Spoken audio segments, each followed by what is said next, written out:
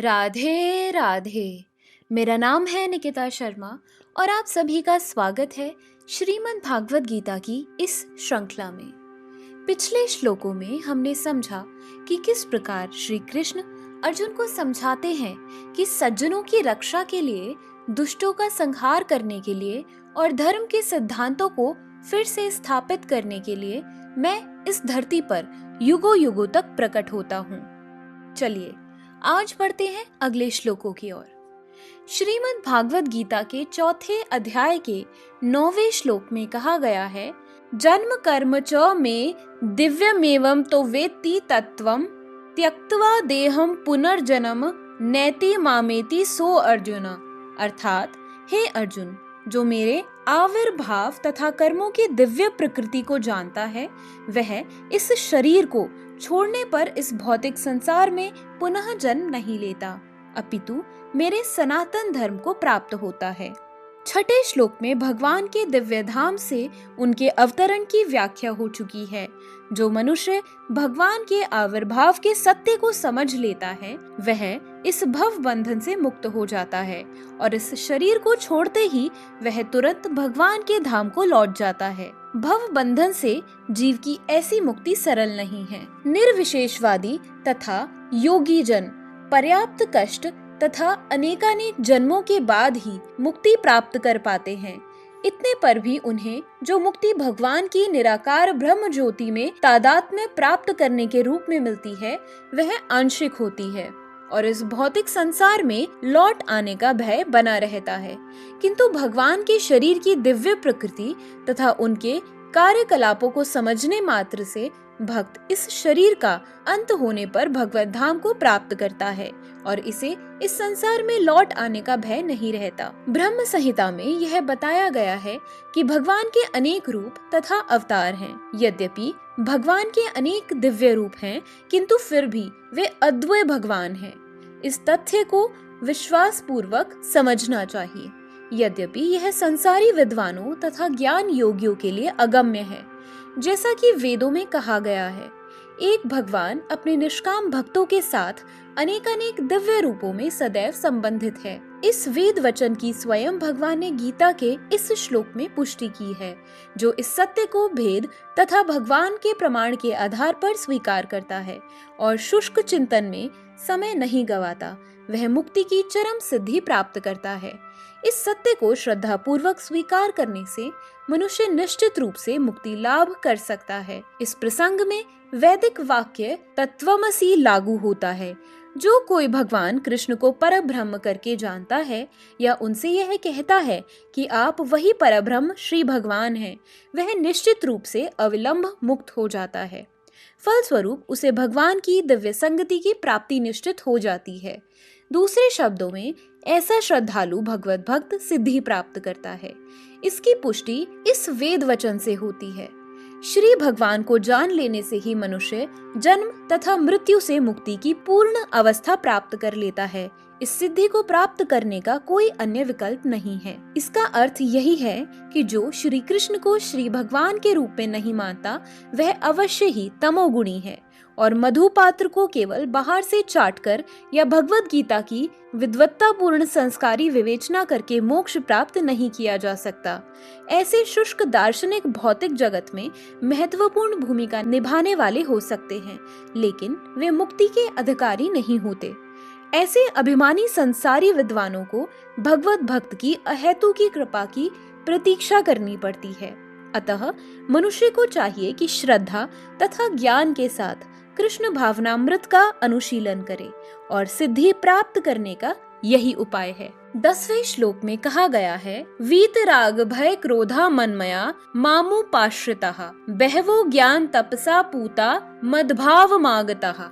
अर्थात आसक्ति, भय तथा क्रोध से मुक्त होकर मुझ में पूर्णतया तन्मय होकर और मेरी शरण में आकर बहुत से व्यक्ति भूतकाल में मेरे ज्ञान से पवित्र हो चुके हैं।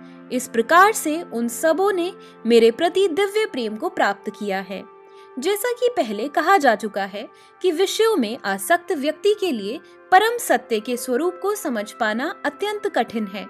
सामान्यतः जो लोग देहात्म बुद्धि से आसक्त होते हैं वे भौतिकतावाद में इतने लीन रहते हैं कि उनके लिए यह समझ पाना असंभव सा है कि परमात्मा व्यक्ति भी हो सकता है। ऐसे भौतिकतावादी व्यक्ति इसकी कल्पना तक नहीं कर पाते कि ऐसा भी दिव्य शरीर है जो नित्य तथा सच्चिदानंदमय है।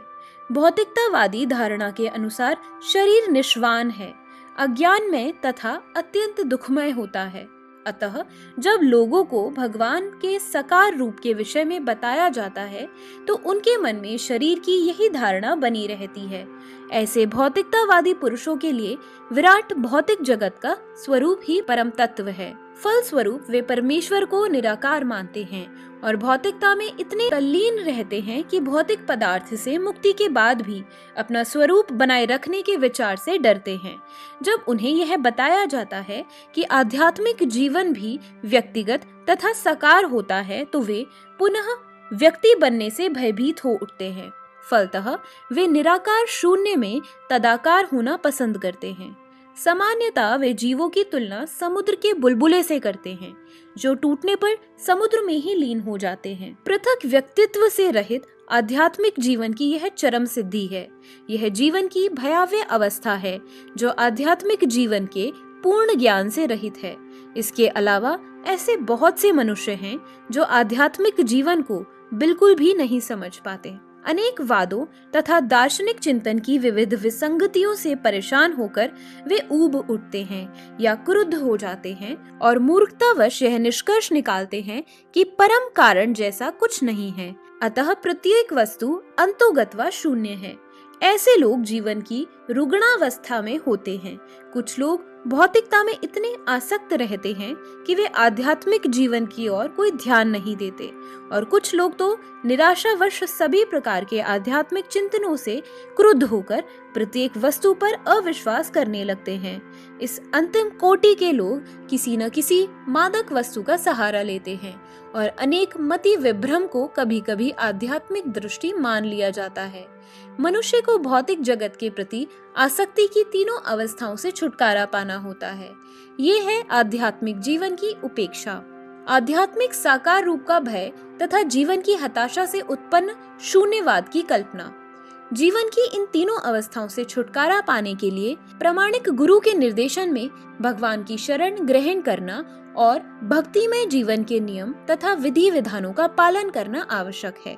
भक्तिमय जीवन की अंतिम अवस्था भाव या दिव्य ईश्वरीय प्रेम कहलाती है।